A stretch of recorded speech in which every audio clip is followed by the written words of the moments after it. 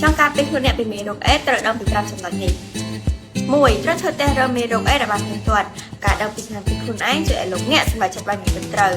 បើវិជ្ជមានមេរោគអេដលោកអ្នកអាចការពារខ្លួនតែបើលោកអ្នកមានវិជ្ជមានមេរោគអេដ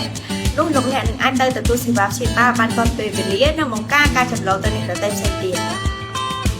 2ការពារខ្លួនអ្នកចំណេញពេលរួមភេទស្រោមម៉ៃជួយការពារលោកអ្នកពីការមានកូនចៃដន្យការពារមេរោគអេដនិងកាមរោគ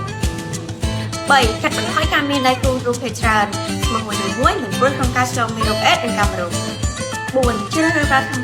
ប្រាប់មានប្រសិទ្ធភាពខ្ពស់ក្នុងការបង្ការការឆ្លងមេរោគអេដត្រូវចាំថាថ្នាំប្រាប់ការពារបានតែមេរោគអេដប៉ុណ្ណោះទេតែថ្នាំអនាម័យថាទៀតទើបការពារបានតែ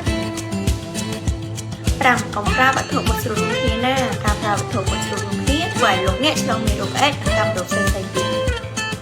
ចង់បានរបស់ការពារចង់បានការធ្វើតេស្តកុំភ្លេចទៅមើលលេខខាងក្រោម